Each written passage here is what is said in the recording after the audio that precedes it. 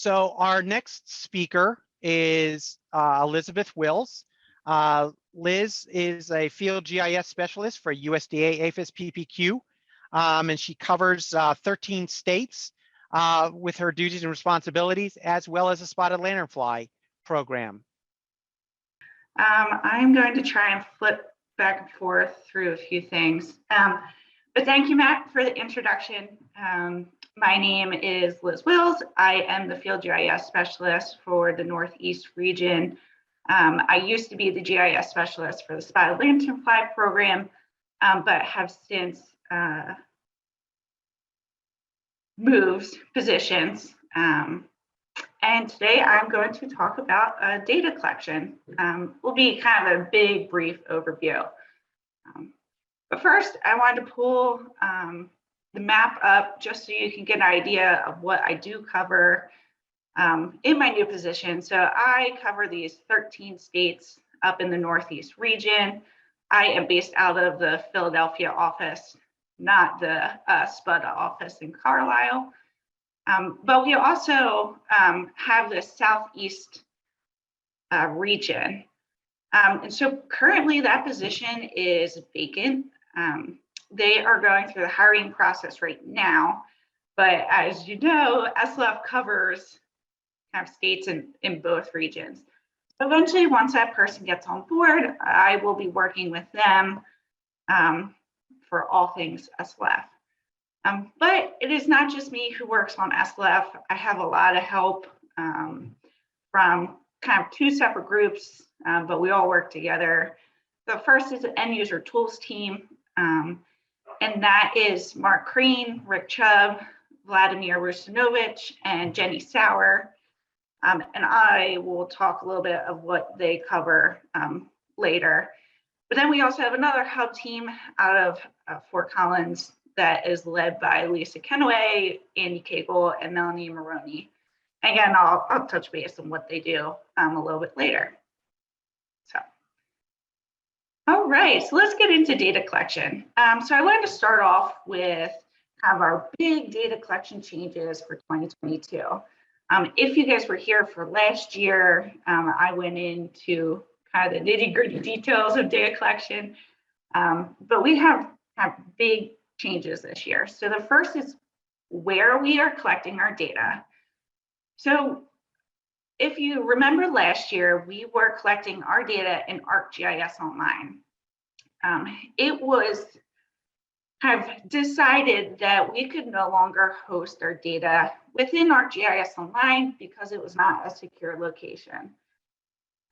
So we actually went through two migrations of our data. So the first was late last year, 2021, to the APHIS Enterprise Portal. And that was actually managed by Esri.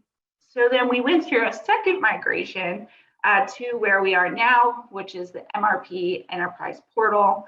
And that is hosted and maintained by our IT, so MRP.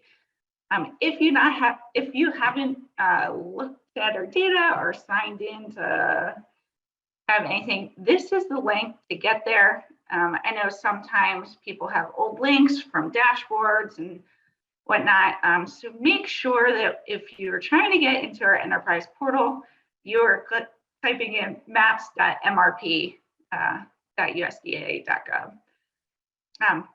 So with the enterprise portal, there's kind of some changes, some good changes. So like I said, ArcGIS Online was not a secure location. With the enterprise portal, we've been able to integrate our e-authentication, which means that it is secure. And so for anyone who wants to access the enterprise portal, you have to have a level 2 e-authentication account. And then in addition to that, you also need to have a 513 form submitted by a supervisor or SPUD of your state to get a license. And so there are three main licenses that our folks, whether you're PPQ or state cooperator, will be dealing with. There is an APHIS viewer license, which is where you are just looking at the data and you can't really do anything with it. For anyone who wants to collect data, look at maps, you need a field worker license. And so if there are people out there who would like that, you can reach out to Matt, also your kind of state coordinator from PPQ, whether that's the SPUD or supervisor, or you can also reach out to me. And so also, one of the big changes with the enterprise portal is that we can collect, since we're in a secure location, we can collect PII. So that's personal identifiable information, which is really helpful for our people in the field because we can collect property owner information, phone numbers, emails, a whole host of things that we weren't able to do before, which makes working out in the field a lot easier and smoother because you'll know who you're going to talk to at properties and whatnot. The one thing that is kind of difficult with our enterprise portal, because we are integrated with e-authentication, is that we cannot share data outside of the portal. So we can't set up collaborations with other organizations in ArcGIS Online. We can pull data from ArcGIS Online into the enterprise portal, but we can't share anything out ArcGIS Online or host it in there. So that is one of the big reasons why we ask our state cooperators to come join the enterprise portal and work within our data collection system. It makes things a lot easier for the data folks to have all of our data in one location. But we do have some people who work outside of it, and we are able to accommodate for data collection. So our second big change is what we are using to collect our data for this 2022 season. So if you have worked with us before, we have been collecting data through Esri's ArcGIS collector. Esri is actually a decommissioning collector, and they have come out with this new application, mobile application called Field Maps. It is their all-in-one application. So it is actually taking over and replacing 5 of Esri's older applications. It includes Collector, Navigator, Explorer, Tracker, and Workforce. So there are some nifty things that we can do in Field Maps. Some of them include being able to make the forms, the surveys that our people fill out, kind of easier to work with by having dependencies of fields and changing the visibility of fields. So it's pretty cool. And so we are right before the season making that change. We'll be doing some training on it. But I did want to take just kind of a quick peek at what Collector looks like. So I have some screenshots of my iPhone where I am working in Field Maps in an online connected mode. The end user tools team and I recommend that all of our folks in the field who are doing data collection on their mobile devices to be working in an offline disconnected mode.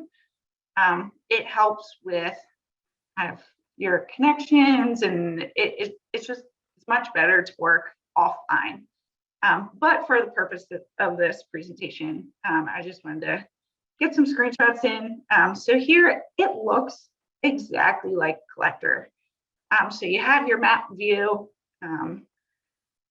I'm here working in Pennsylvania. I go to add some data. It zooms into where I'm located. And let's say I'm going to plot in Ailanthus. It pulls up the form. We have a bunch of defaults in here.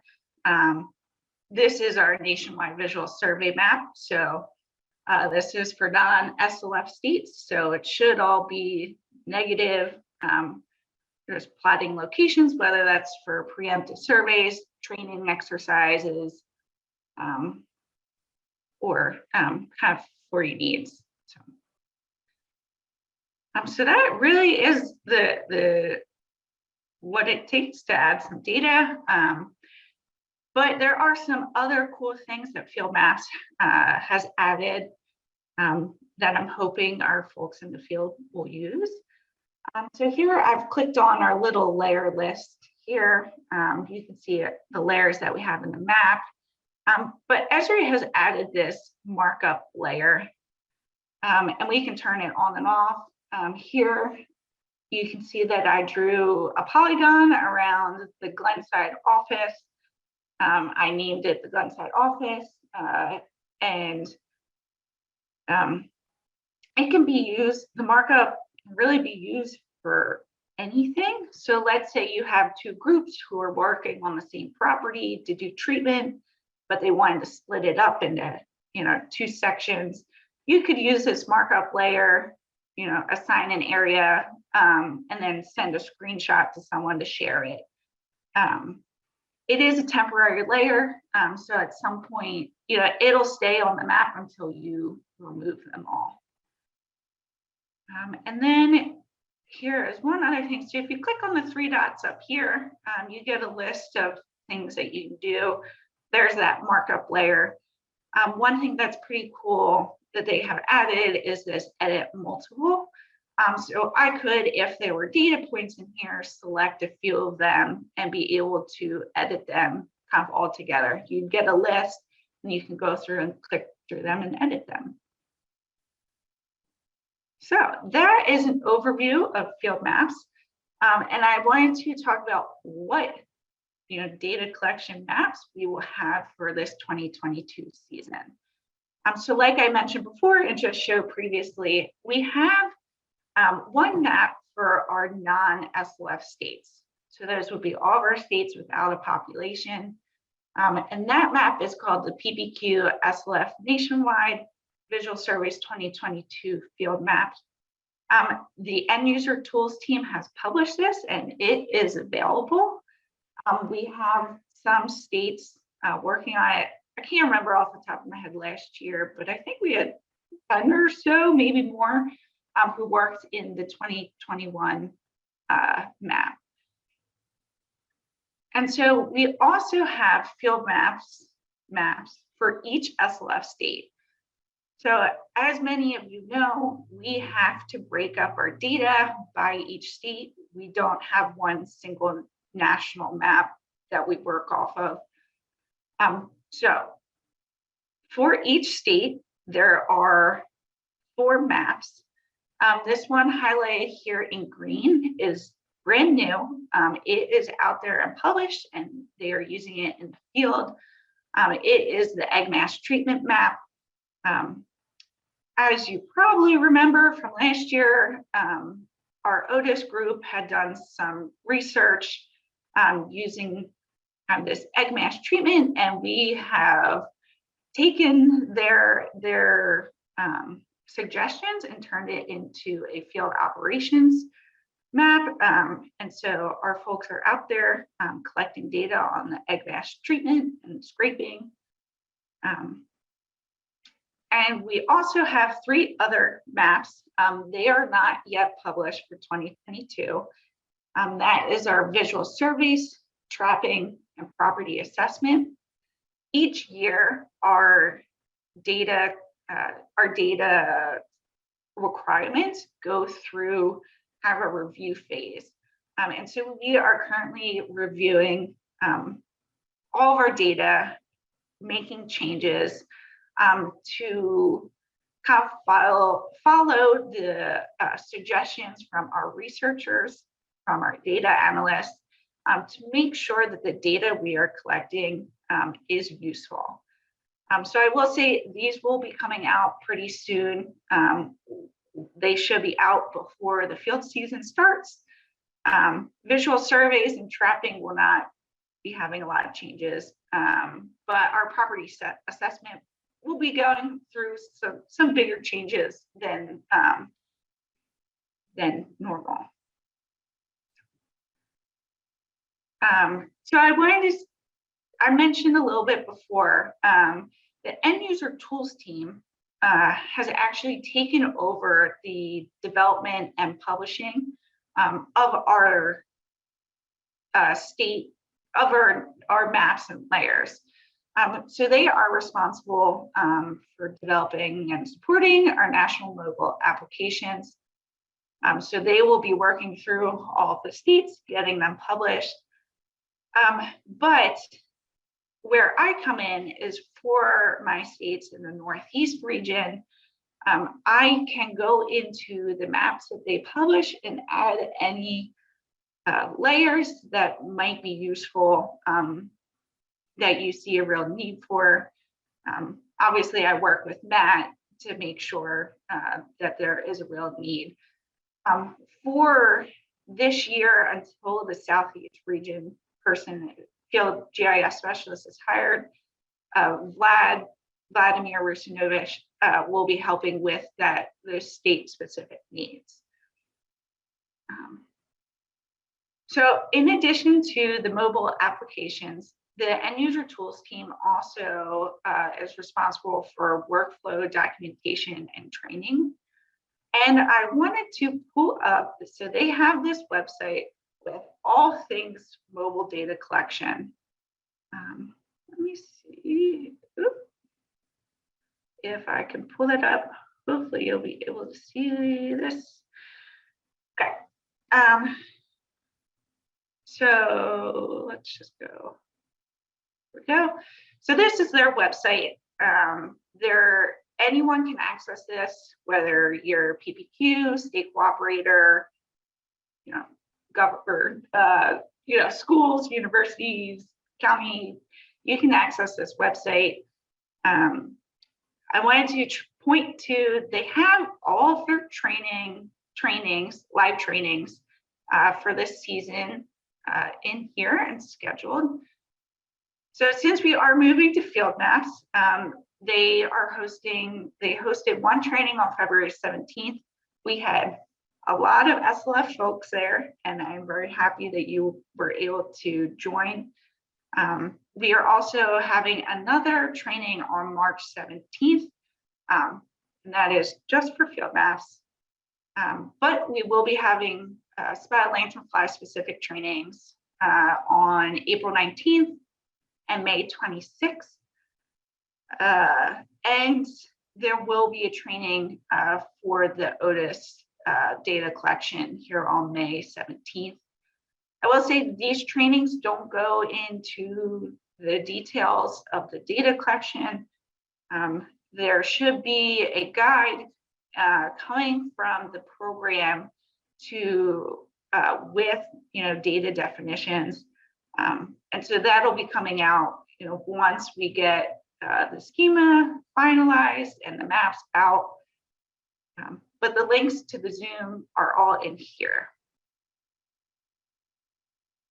And then I wanted to go and show that the end user tools team has spent a lot of time putting together these training videos, specifically Jenny Sauer out of Fort Collins. And so there are these foundation videos on field maps. There's an introduction, how to download a map area, collect data, etc. There are also some for Survey 123 and iPad Basics. Once we have our trainings for SLF, they will also get posted up here. Along with, once our maps are published, there'll be some training documents put in here. And then I wanted to just point to one other thing. There are some general training documents here. There's a mobile solutions manual, and I wanted to bring that up. I have it here. One of the things that I get asked a lot about is getting access to the enterprise portal. So in here, it goes through some of the basic information about the level 2 e-authentication and the 513. So for our state cooperators, you should be working with someone from PPQ to get you in there. And for our PPQ folks, there is a more detailed document here on the APHIS GIS SharePoint page. And then last on here, if you have questions or issues with data collection, there is a hierarchy for getting help. So you should reach out to your supervisor if you're from PPQ. If you're a state cooperator, your supervisor should reach out to your kind of state person, and then you can reach out to me. You can always send me emails if you're having issues. And then lastly, if I can't figure things out, we reach out to the end user tools team through this webgis.connect email. So let's head back to the PowerPoint. So in addition to the end user tools team, we also have this hub team. So like I mentioned before, the SLF data is split into our 11 states, 4 different maps. We also have some state cooperators working in ArcGIS Online, which means that our data is kind of everywhere. So we have worked with Derek Witt, who has set up a script to actually merge all of our data into this single national data set, which is then put into our national dashboard and web application. Right now, our national dashboard, which you may have seen before in previous presentations, is actually going through a pretty big overhaul. We want to make sure that it is useful for management and for our PPQ supervisors. So I'm not going to bring that up today, but our hub team is responsible pretty much for all national dashboards and web applications. But I wanted to, this is kind of the end here. I did want to let you know that kind of following our national dashboards, I have set up state-specific dashboards, which have been around for a few years.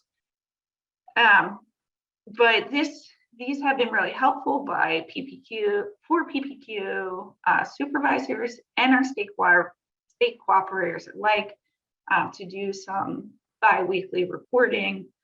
I think I have showed them in the past, but something that is new for this year is that I have been going through and setting up these state-specific web applications, which I can switch back over.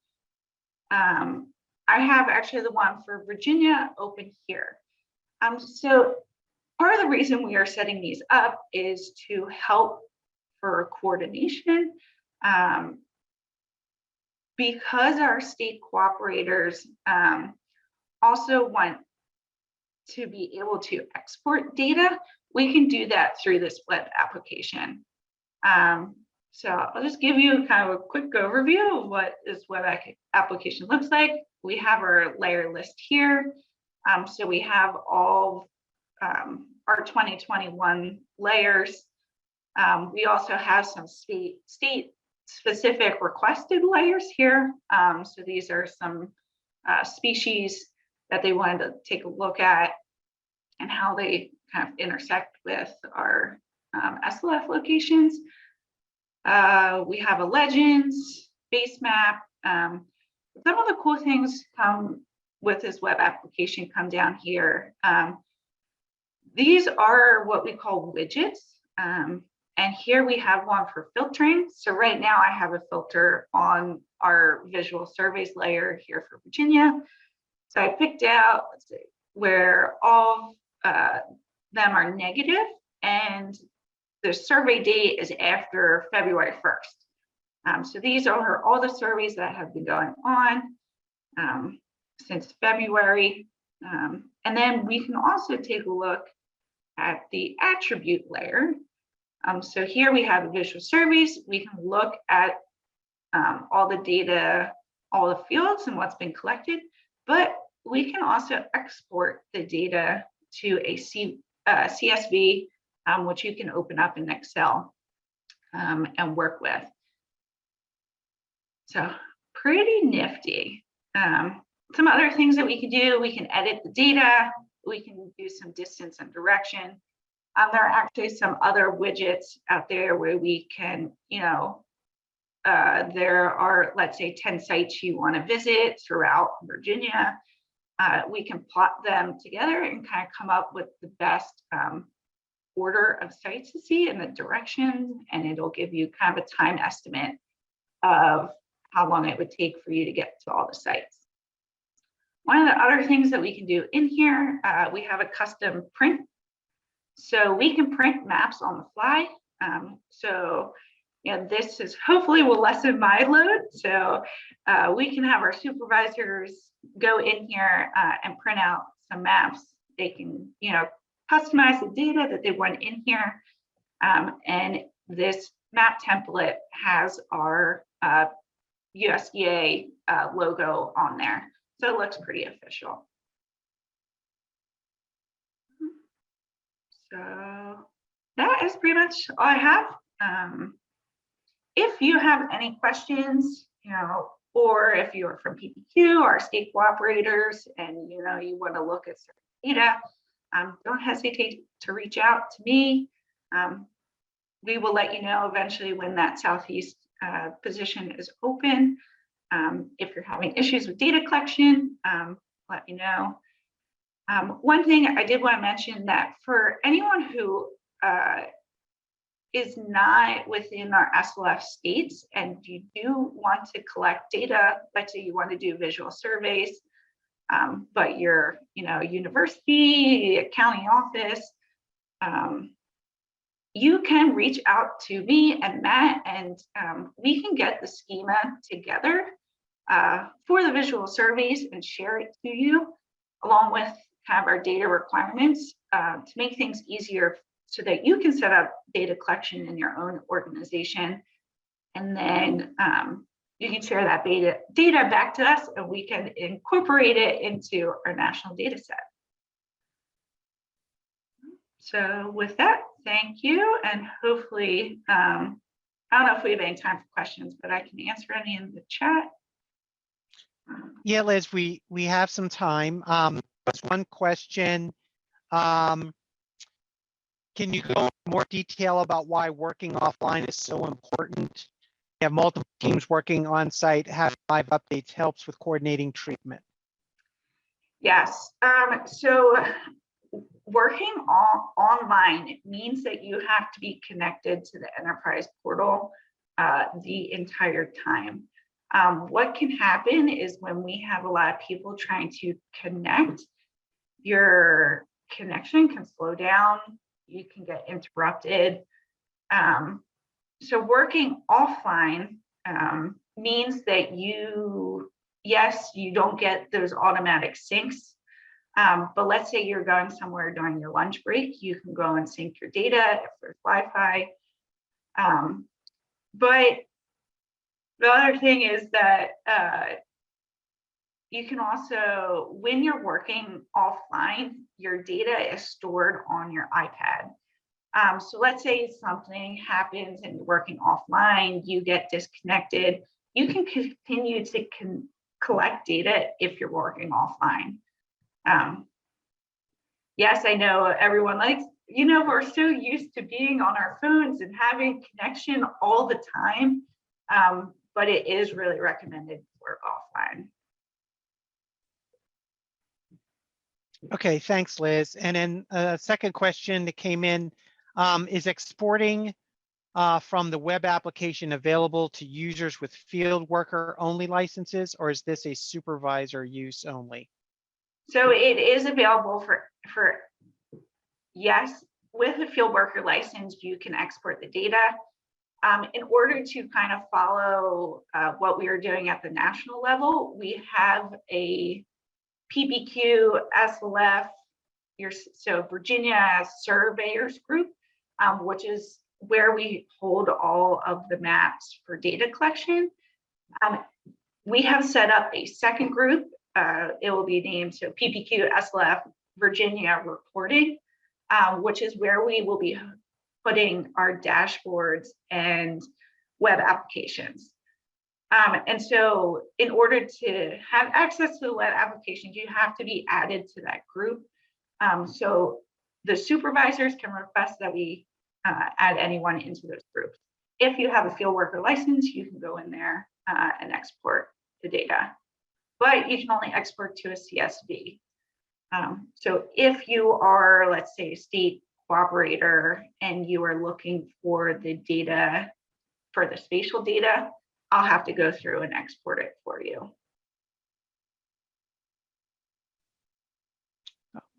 Okay, thanks, Liz. And then kind of a follow-up is, would working offline mean putting our phones on airplane mode? I think you can work offline. You can work offline while still having your phone on. There are ways to, in your settings, to have it set up. They do say if you turn your phone on the airplane, the GPS works a little bit better.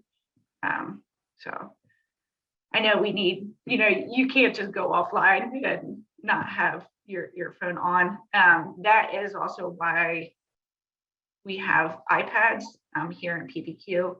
So you have both a phone and an iPad to work. Okay, thanks. Then there's one more question. Why are there multiple applications instead of just one? I'm not sure I understand that question.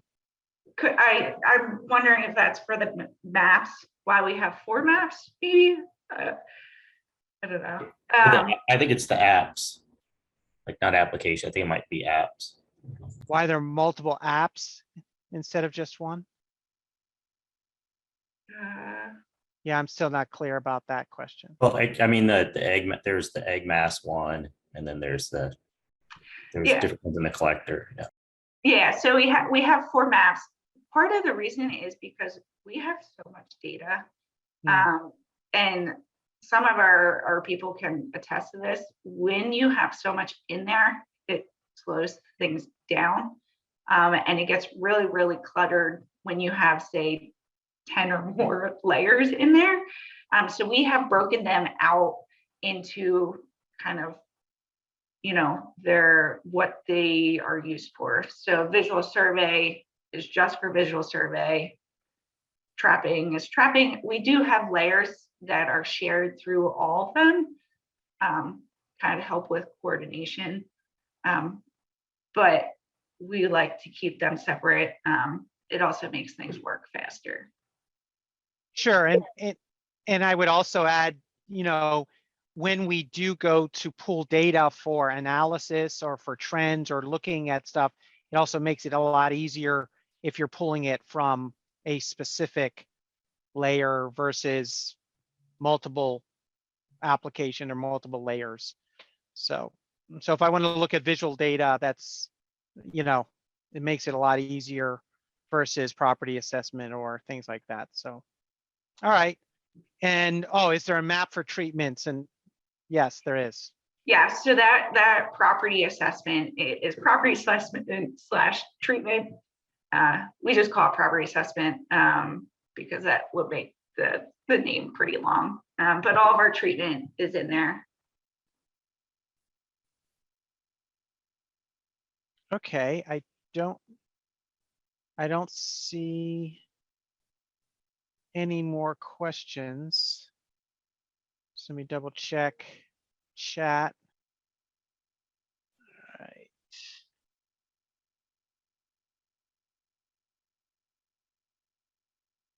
Yeah, I think that's it, Liz. Looks like. So thanks, Liz. I appreciate it. As always, if you need to reach out, you can reach out to Liz directly. She did give her email, or you can reach out to me, and we'll get you in touch with Liz. So thank you very much, Liz. You're welcome.